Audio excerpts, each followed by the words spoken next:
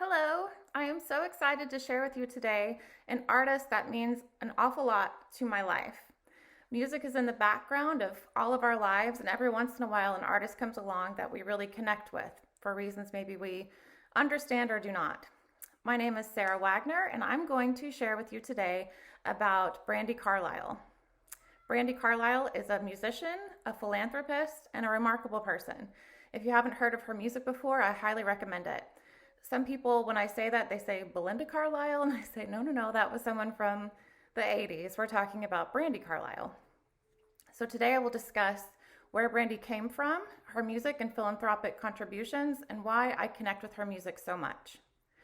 Brandi Marie Carlile was born June 1st, 1981 in Ravensdale, Washington. She grew up singing with her mother and taught herself to play the piano and the guitar. As she got older, she started to do some backup work for other artists and even an Elvis impersonator.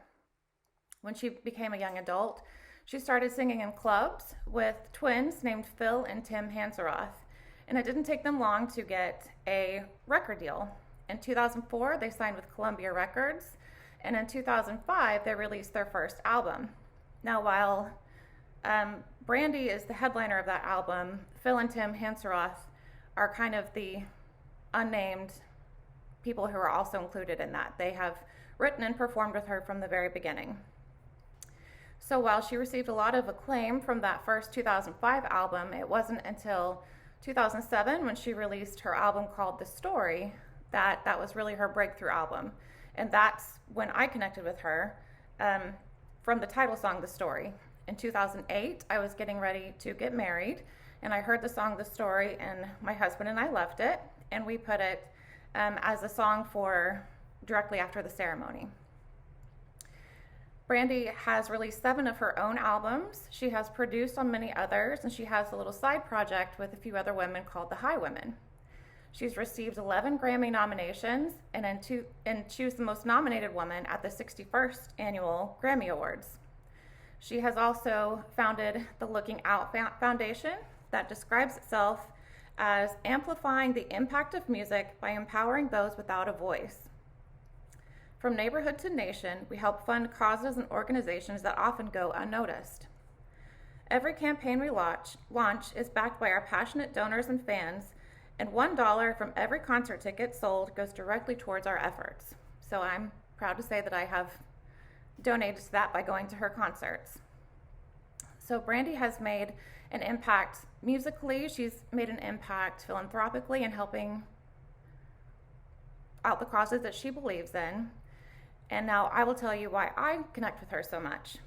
So in 2008, when she was a part of my wedding, that was a big moment for me. She's been a part of a lot of my adult milestones, kind of in the background. And then my husband passed away in 2015, and she has a song called Pride and Joy that reminds me of him, and it says a lot about, wondering where someone is now, and I really connect with that, and my kids feel the same way.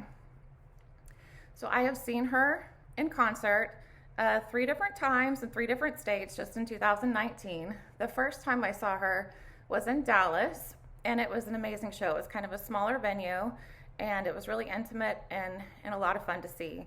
And at the end of the show, she dropped down confetti from the ceiling, which is what I have here. So it seems a little silly. After the show, I was scooping up this confetti and putting it in my purse because it just felt like little pieces of magic that were falling. And I keep a couple of pieces in my purse still. Just every time I open my purse, it makes me happy and it reminds me of that special night.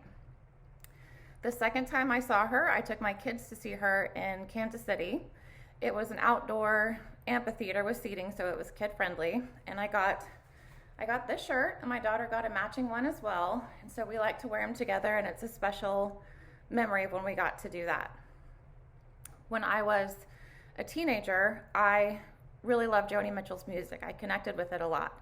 And come to find out, Brandi is also a fan. She wasn't necessarily a fan until she met her wife, who was a big Joni Mitchell fan, and she kind of introduced her to it. And Brandi would then play a lot of Joni covers at her concerts, and it was just amazing. It was kind of a meeting of both of my worlds, kind of my past and my present. It was really interesting.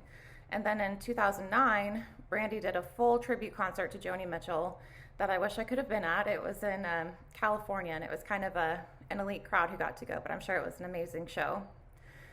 But Brandi Carlile has done a lot to contribute to society and to the music world, and I appreciate everything she's done for that.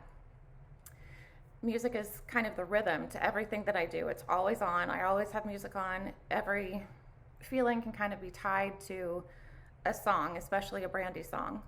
So I've felt empowered, bereaved, joyful, and in love with Brandi's music, and I can't wait to see what they put out next. Thank you.